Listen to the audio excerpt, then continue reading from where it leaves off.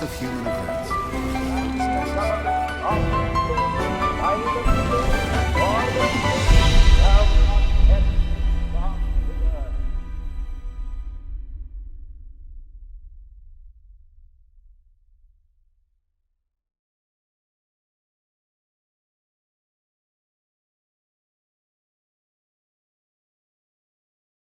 Welcome to this Hillsdale College online course called Constitution 101.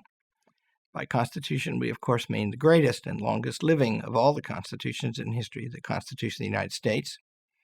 We study that here because we're mindful of the fact, and always have been at Hillsdale, that we are citizens and we need our freedom in order to live well and do our work, especially the work of a college, which radically depends upon freedom of every kind. We teach the Constitution to every student here at the college, and now we're going to help you learn something about it. The other people who are teaching in this are members of our politics faculty. I'm a member of that faculty myself. And among them all, they may have the most knowledge of the meaning of the Constitution and the significance of the changes that have gone on around it.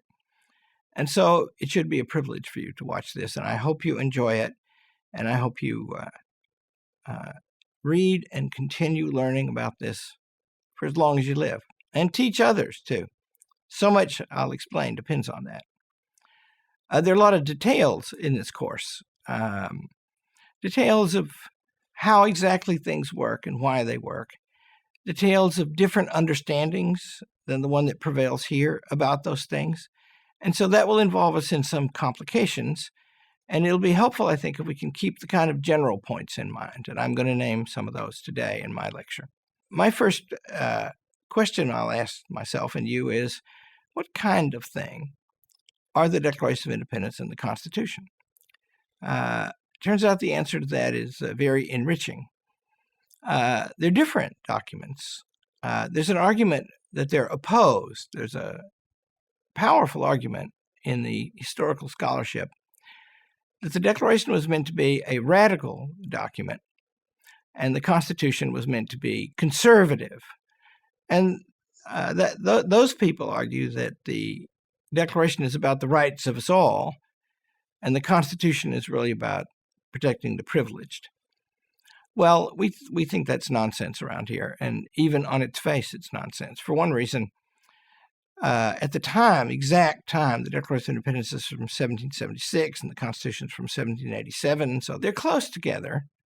But never mind, there were all kinds of state constitutions written at the same time as the Declaration of Independence. Some of them signed by people who also signed the Declaration of Independence, and they're all like the Constitution of the United States in their structure, which I'm going to talk about some. That's important. So another thing about it is that strikes me as particularly silly, I've written a book about this, is if you read the Declaration of Independence, you will find that it comes in three parts. And in the first part, it states some universal principles, very beautiful.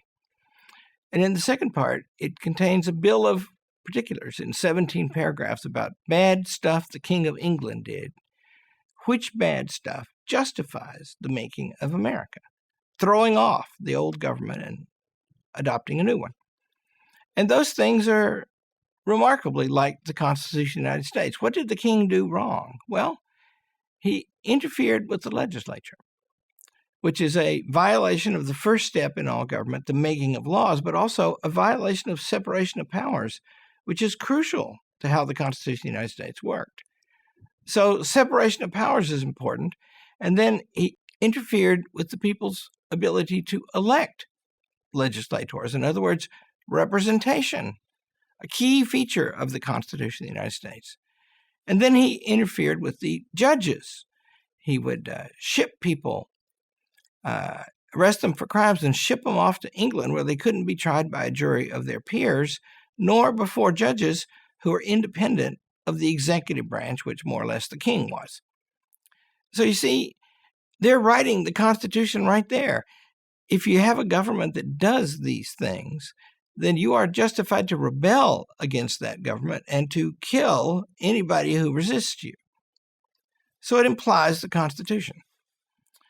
Now, what kind of thing that they are different, the Declaration of Independence and the Constitution, they serve different functions. They also sound different in a very interesting way. The Declaration of Independence is really beautiful. When in the course of human events it becomes necessary for one people to dissolve the political bands that have connected them with another, and to assume among the powers of the earth the separate and equal station to which the laws of nature and nature's God entitle them. Isn't that a grand expression, the laws of nature and of nature's God? It's written like that. Also, it's not time-bound. When in the course of human events, that means any time in the course of human events, it becomes necessary for one people, that means any people, anywhere, anytime. The claim is what's going to follow in this document is right at all times.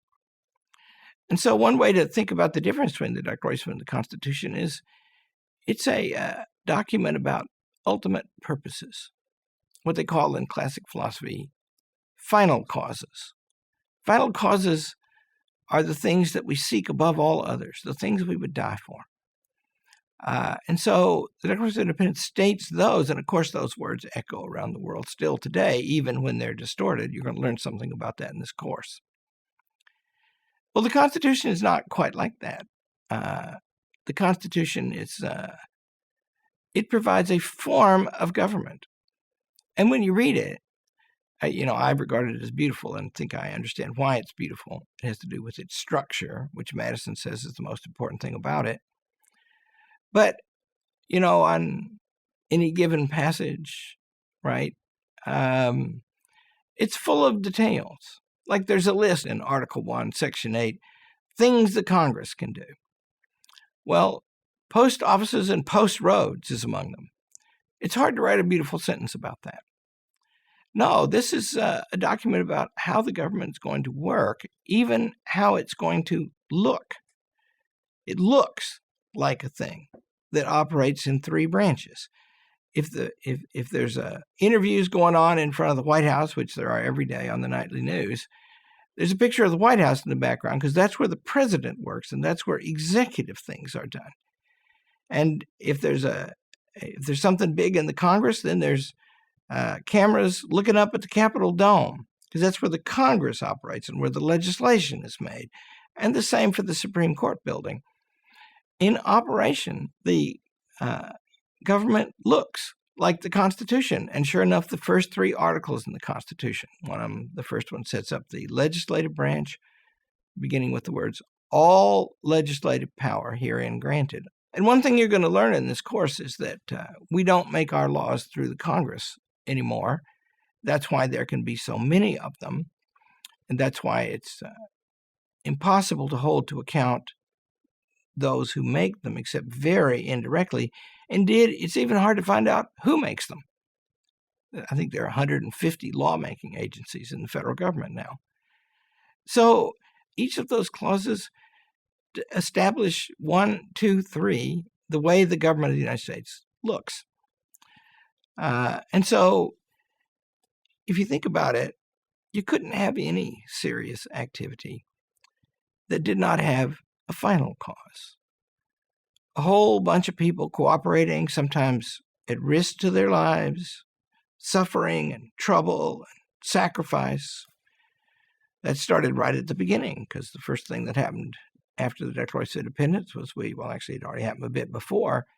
We're having a war with England, the greatest power on earth. And to undertake that, you need a big reason. You need some ultimate reason. And any time people think of their deaths, they always think of what they lived their lives for. That's what the Declaration of Independence is. But then on the other hand, if you're actually going to have a great government, then there's going to have to be ways for it to operate. Because think what it has to achieve. It has to grant power. The doctrine of the Declaration of Independence is that all legitimate power stems from those who are governed, no other source.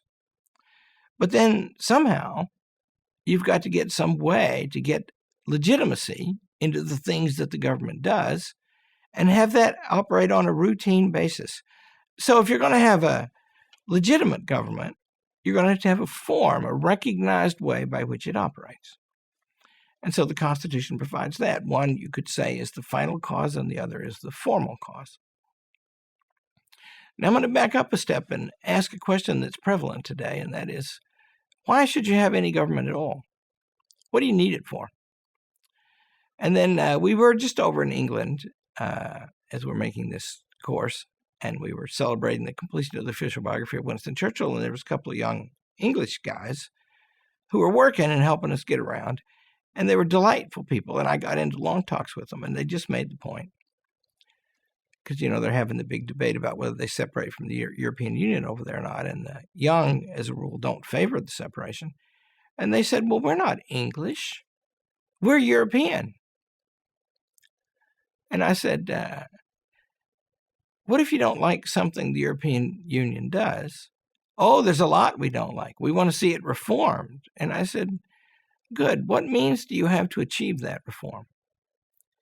Because it's kind of difficult, isn't it? There's 29 countries, I think, aren't they? They don't all speak the same language. How would you have a conversation with a wide body of fellow citizens to establish a thing like major reforms to the government? And that's a point, isn't it? Because in the Constitution, well, in the Federalist Papers, which are assigned to read along with this course, and I urge you to read them and reread them because they're a great achievement in political thought, one of the greatest, and one of the greatest American such achievements. And in the 51st Federalist, Madison is explaining why you have to build a constitution that has precautions in it. It has to grant power. You have to have that. But also it has to constrain power. You have to have that. And the way he puts the point is, what is government but the profoundest of all reflections on human nature? If men were angels, no government would be necessary. If angels were to govern men, neither internal nor external controls on the government would be needed. See what that means? He's locating us in the hierarchy of nature. Down at the bottom are the beast, or the rocks, and up at the top are angels and God. And if angels were being governed, although there's a record in the Bible that their behavior is not perfect, still it's true that as a common run, it's probably a lot better than ours. And they don't, they're imagined as disembodied intellects, and so they don't have all the needs and pressures we have. And the beast, they just always obey instinct. Whereas we're moral beings, which means we're called to do right, and we don't always. And that is actually the reason why we need laws. But Madison just makes the common sense points. The people who make the laws are people too. How do we know they won't make them in their own interest? Well, you need a constitution, and it needs to be in control of the governed. And so the reason nations, and that word nation, it comes from the Latin word natura, which means nature. And that means that the making of laws is written in human nature, and it actually proceeds, Aristotle says, from our ability to talk, because that's the pregnant thing about us. That's the big thing about us. And so this need for government is fundamental, and on the other hand, we need to be able to control it. And nations, therefore, are conceived as natural things where people can understand each other. They share a common final cause, as in the Declaration of Independence, which tells us what our nation is for, and then they can cooperate with each other to appoint and manage a government that responds to their will. So it's actually true then, isn't it, that in this age where we're eschewing nationalism for internationalism, the Declaration of Independence talks about that. And mark the point, I've already made it. The Declaration of Independence begins universally. It says that everybody has rights. Every human being, the same in every age, no matter where. And then it says that to secure these rights, governments are instituted among men, deriving their just powers from the consent of the governed. In other words, these universal rights that we have, they call for government to protect those rights, and they call for a kind of government that will be responsive to us. It's a remarkable thing, I think. It's hard to quarrel with the assertion, which I make all the time, that the greatest of the modern countries is the United States of America. Well, its story is tremendous, right? Because it begins with a new world. Nobody knew where it was. Nobody knew what it was. Until about 1806, I think it was. Nobody really knew how big it was. Nobody had gone across the New World and all the way back until about then, Lewis and Clark. So something happened on this new land. And what was it? They picked up a civilization. It's like in the Western movies, they're often a contest between somebody who's got a law book and somebody who's got a gun. And in the towns where the Westerns take place, there's no capacity at all to produce either a law book or a gun. But they know about them because they've come from a well-developed civilization and brought it out to the frontier. That's what the whole Western movies are, just recreations of American history. Because the civilization mostly of Europe, with its understanding of God and its understanding of right and its learning and its understanding of nature, that comes over here, and those people brought all that in their minds and hearts. What they didn't bring was aristocracy. They didn't bring an established elite to run everything. What they brought instead was ideas of freedom and equality.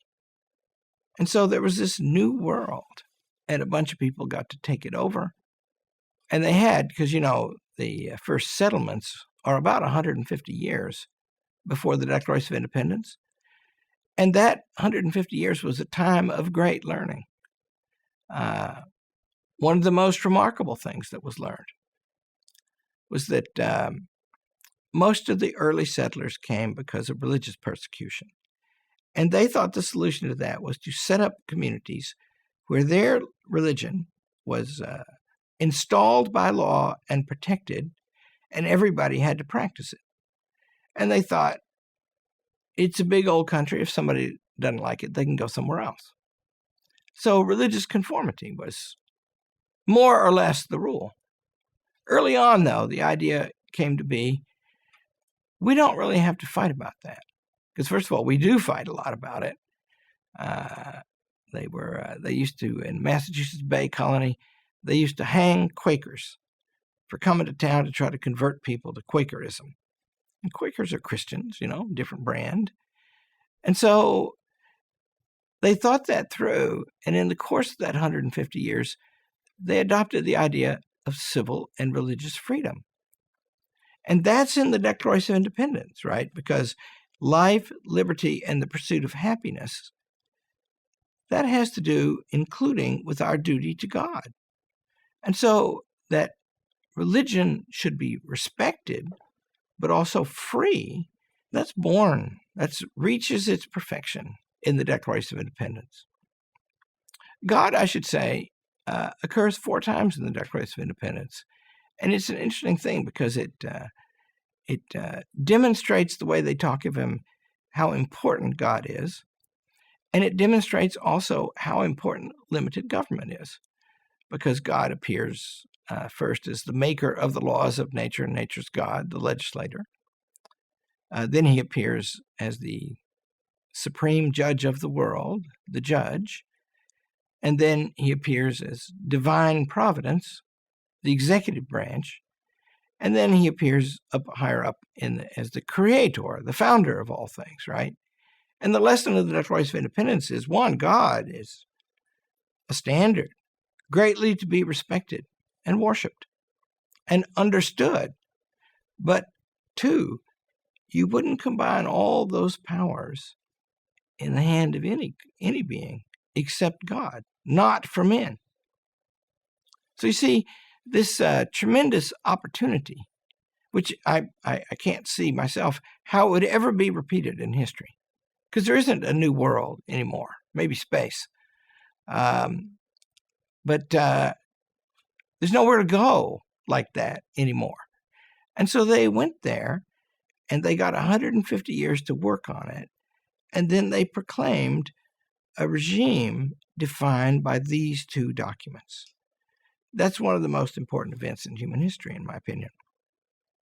I'll say a thing or two about the Constitution, because that's important. First of all, I mentioned that it's divided into groups, and there are 7 articles in the Constitution of the United States. And the first 3 set up the 3 branches of government. But then a second thing about it's interesting, and that is that it's not an unlimited government. There's something called the police power, which comes from English common law, very old. And it's the general authority to legislate for the health, safety, and welfare of the people. State governments in America have that. And that means that if a state government tries to do something, there are provisions in state constitutions and in the federal constitution that forbid them to do many things. But the presumption is they have the power to do it if it fits within that common law definition, which is very wide. Whereas the Constitution of the United States delegates certain powers to the federal government. And just think what a different thing in kind that is. Like Hillsdale College has articles of incorporation, and they're very beautiful, by the way, and we follow them here closely. But when it comes to the operation of the colleges, it basically grants us, the board and me and the staff here, power to do anything a college needs to do. Well, the federal government's not like that. The federal government has Article 1, Section 8, and that's a limit on the government, you see. The clauses it's not hard to state what they're about, is about national defense, the big job of the federal government. The second biggest group is provisions to guarantee a system of national commerce all over the nation, one nation as regards economics. Contracts are to be respected. Bankruptcies, there's to be a provision for them so that you have to be a legal process before you can get out of your debts, but there should be such a process. Money, weights and measures. It's going to be a great nation, trading freely inside its borders, and that will make the nation strong, and nations need to be strong in order to defend themselves. And the only other things that are powers given to the federal government are basically to operate in the states on the ground where the federal government has installations. So the post office is federal territory.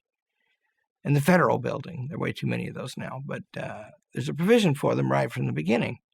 So it's a limited government, and whatever it does, it has to justify by a specific provision in the Constitution that permits it. And that's not the strictest rule in the world. There's leeway. But it's a different kind of thing than to begin on the basis you can do whatever you please. The last thing I'll say about the Constitution is what's it trying to do? We like to say today, if we're conservative-minded people, which I happen to be, that the Constitution is to limit the government. But of course, that's obviously not true. The first thing it does is empower the government. And it's all over the Constitution and the documents surrounding it that everybody understood they need a strong government. In fact, the Constitution itself, which replaced the Articles of Confederation, was written in part because the Articles were failing. And the reason they were failing was the government wasn't strong enough to protect our rights. There were foreign troops on our soil, and we couldn't do anything about it. Couldn't pay our debts. There were riots in the states, and they couldn't be put down. Madison writes all this up in a really great essay before the Constitutional Convention called Vices of the Political System of the United States. It's in our Constitution reader. And so they need a stronger government, but they divide it. Now, what is the purpose of the division? And you have to think about how profound the division is. Although it's been much overcome by the growth of the administrative state and the bureaucracy, which you're going to hear a lot about in this course, it's still true that it's a tremendous achievement, because in dividing the powers, they arranged for different methods of election of the different parts. So the president serves for 4 years.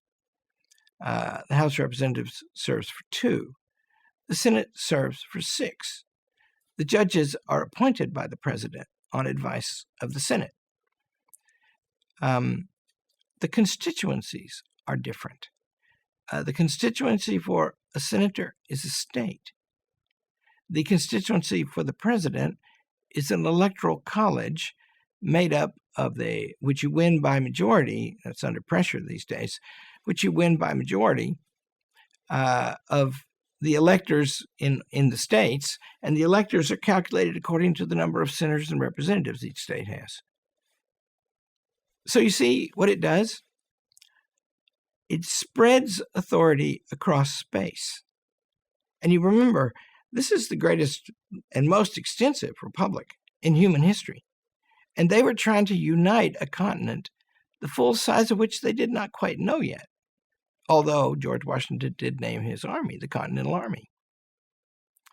So they want it spread, and so the Senate spreads political authority, and that means people who live in the very different and widely separated parts of the country all get a say, even if they're not very numerous.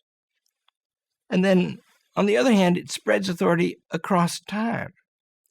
Because if you want to change something in the American government, the fastest you can possibly turn the whole government over is 6 years, because it takes 3 elections to elect a whole Senate, and the president 2/3 of that amount of time. So that means that it places a premium on opinions that we hold firmly and for a long time. And Madison makes this point beautifully in the Federalist Papers, and more than once. In the 49th, I think it is, he says, it is our reason alone that must be placed in control of the government. Our passions must be controlled by it. So we're supposed to think before we act. Here's another feature of the Constitution. In the 63rd Federalist, Madison says that this is the first purely representative government in history. He's claiming a uniqueness. And what does he mean by purely representative? He means that the sovereign in England was the king, and he was the executive branch. The sovereign in Athens was the free citizens, and they were the legislative branch. The sovereign in America is the constitutional majority, but they don't occupy a branch of government. We don't control, they've introduced the referendum, things like that in later years, but there's no federal referendum process. Why?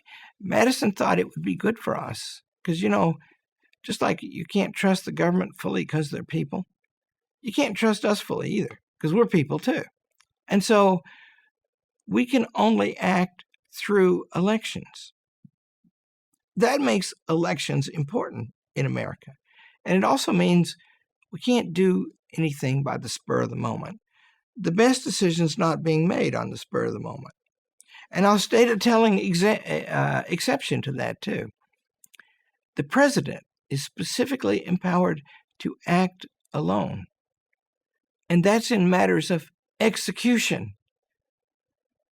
Think of the different meanings of that term, execution.